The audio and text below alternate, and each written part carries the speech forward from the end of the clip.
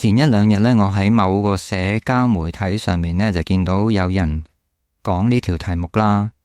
咁其實我最近呢幾年咧，我唔知點解我有一個好得意嘅嗜好喎，就係咧有時我見到啲數咧，我會想試下計下佢，睇下我識唔識得計，或者係我會唔會用到啲快啲嘅方法去計下佢咁樣。咁嗰個社交媒體咧，咁我就冇詳細睇佢點樣計嘅。咁但係我就發覺應該有啲方法可以用到嘅，於是我就試下啦。咁今日同大家分享一下。咁呢個咧，我想用呢個嘅短片咧，同大家講一講咧。其實你通常都係我講緊係四年班至到中一、中二呢啲程度啦。原來咧數學咧有啲題目咧，我哋用一個比較正確嘅方法去睇佢咧，其實佢成件事就好易嘅。嗱，咁當然啦，我都知如果你撳計數機咁，咪兩下計咗出嚟啦，係嘛，冇任何意義噶。如果你用計數機撳，同我而家講嘅嘢，即係唔需要理我講嘅嘢噶啦，因為計數機一定準啲噶嘛，除非你撳錯嘅啫，又快啲噶嘛。咁但係咧，我而家講緊話冇計數機嘅前提底下，點樣可以計翻呢個答案出嚟，又計得快，又應該都計得準嘅咧，咁樣。咁就視乎咧，你用一個會唔會識得用一個正確嘅方法去睇佢啦。咁因為咧，其實我嗰啲學生咧，我啲學生係識得計呢啲數啊。譬如舉個例，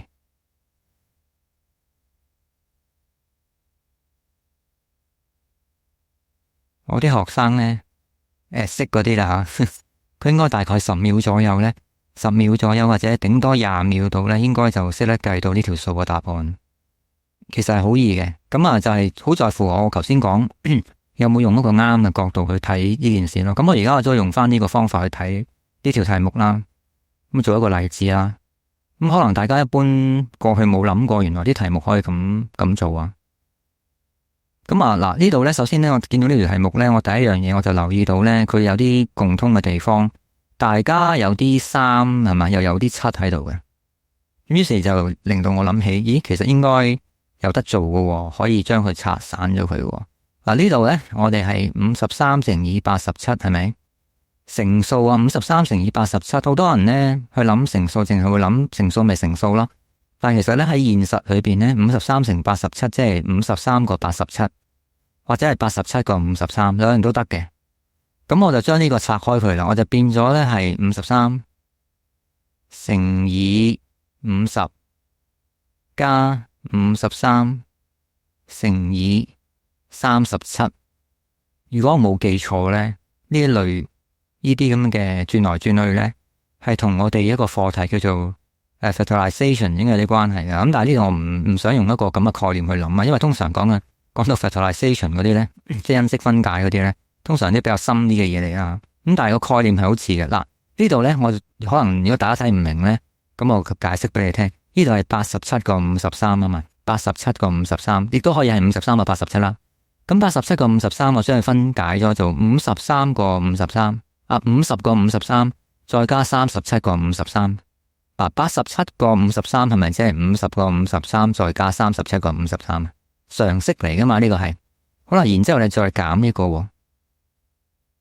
好啦，跟住你又發覺咧，而家咧我後邊咧出現一個共通嘅因素啦，即係呢一部分啦，同埋呢一部分啦，有個共通嘅因素啦。嗰個共通嘅因素咧就係37啦。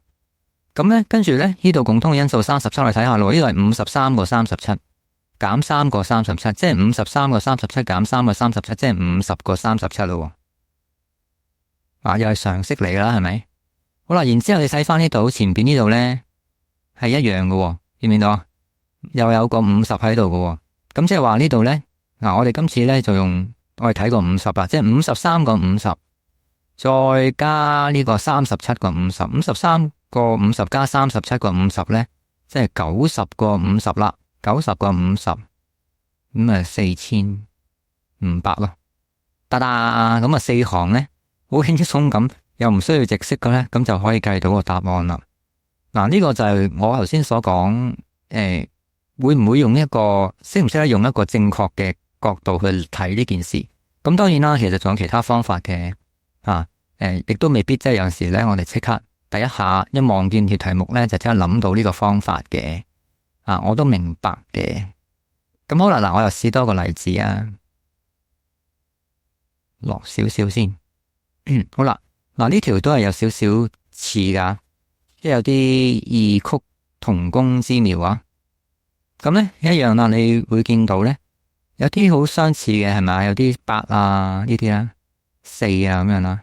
嗱，佢哋呢，呢度前後兩部分呢，大家可能唔知點解我話前後兩部分，因為你要先乘除後加減噶嘛。呢度前後兩部分呢，咁呢，如果你都係唔知我講緊啲咩呢，你可以嚟上堂啊，搵我上堂。跟住呢，前後兩部分呢度呢，佢有啲共通嘅地方就係啲8同4啦。唔係好對路啊嘛，見到呢啲通常有啲似嘅地方唔係好對路。好啦，我哋有時用翻頭先個方法試下做咯。譬如咧，呢度我哋睇下做啲咩先，不如做個24先啦，試下嗱，試嘅啫都係啊。其實你做38先都得噶，即係你處理呢邊先都得噶。我哋今次咧拆開個24啊，呢度有8個14係咪？呢度咧有38個24，我將佢揾翻個共通點出嚟先，一個共通嘅因素出嚟先。我將佢變成一樣先。點樣變成一樣呢？咁其中一個方法就我將呢個24拆開咯。咁就38個24，或者係24個38啊嘛，24個38啊嘛。24個38係咪即係10個38？再加14個38啊？又係常識嚟啊嘛，10個38加14個38，即係24個38啦。跟住減咯。好啦，跟住到呢個啦，變呢度就減翻，呢度一模一樣照抄啫。好啦，跟住咧喺後邊呢度咧就出現咗一個相同嘅因素啦，係咪啊？呢一部分同埋呢一部分有相同嘅因素啦，就係14啦。咁要睇下咯，38個14減8個14，即係30個14啦，30個14。好啦，去到呢一度咧，其實已經開始唔使點樣咩方法噶啦，因為38乘10咧就係380啦，已經係。好啦，然之後呢度30乘14，即係140乘3啦，即係420啦。咁啊，咁啊做咗個800做咗出嚟啦。OK，咁呢個咧，大家即係如果當 IQ 題，其實都幾好玩嘅吓，呢個我覺得。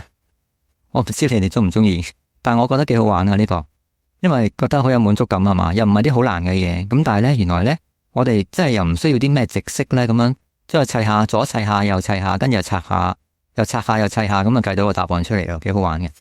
不過咧都係咁講嘅，唔係題題都用到噶。頭先我講話咧，呢度有啲好似嘅嘢喎，有啲唔係好對路喎，咁樣咁一時就覺得應該有方法可以用呢啲方法做啦，係咪？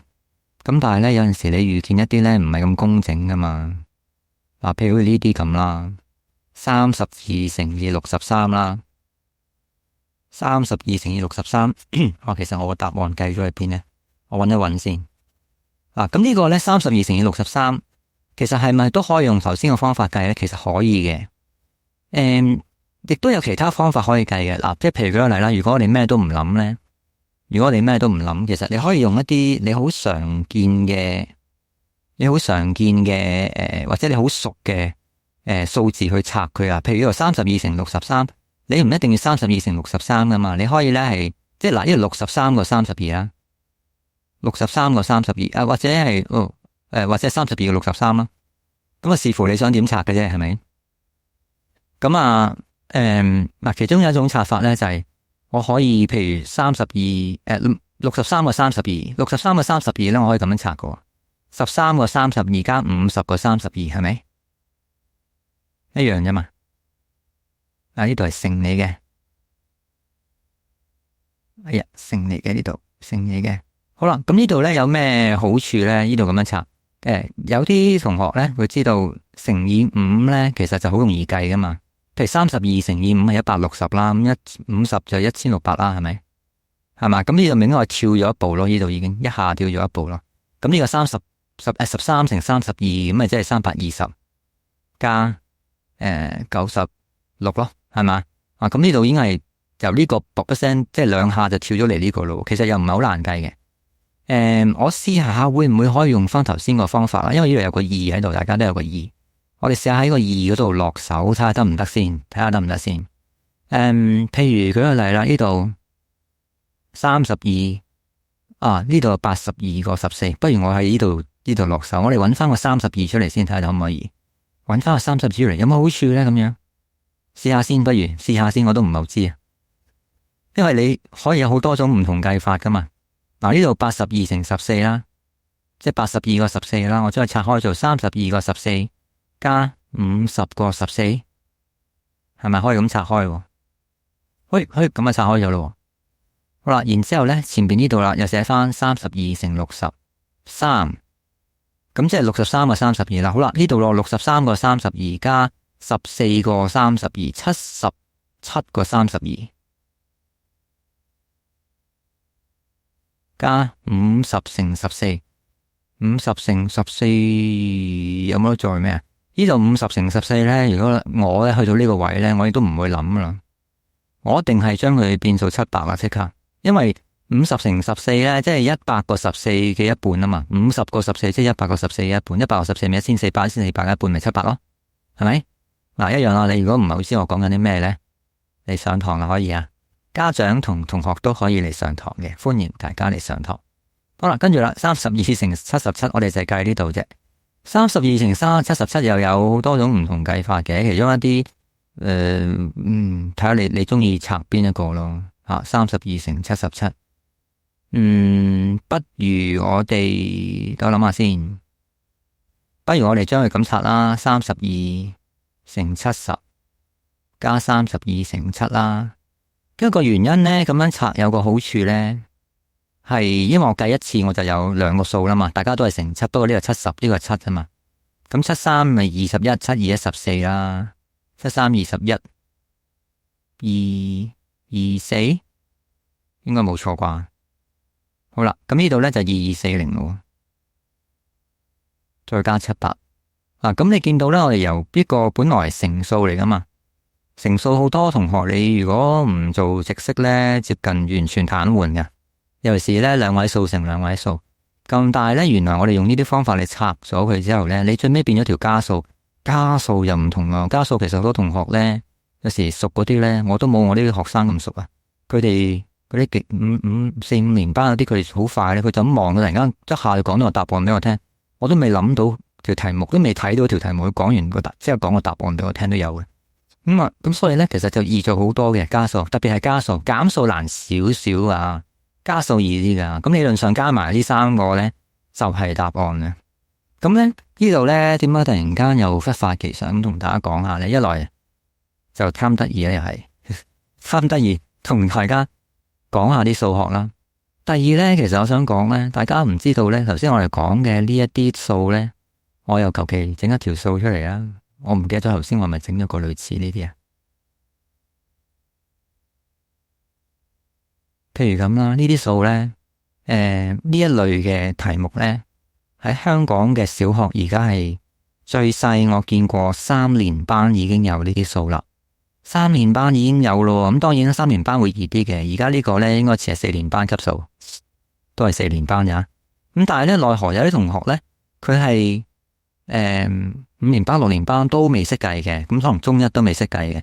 咁呢，就真係要留意下啦。呢個呢，會使到呢，佢哋喺佢哋做學校嗰啲測驗啊、考試嘅時候呢，或者平時做練習啦，個挫折感都相對大啊！你諗下，你隔籬個同學仔識嘅時候呢，佢望兩眼，大概20秒、10秒、20秒，佢就計到個答案出嚟。但係呢，你居然呢，你又要用分幾2分鐘先至慢慢又直式又加，跟住仲要好吃力咁先計到個答案出嚟，跟住仲唔係好肯定啱唔啱呢？相對嚟講個挫折感好大啊！呢個呢，大家都可以參考下啦。有啲咩嘅問題或者有啲咩 comment，大家可以喺留言度同我哋一齊分享下。下次再見，拜拜。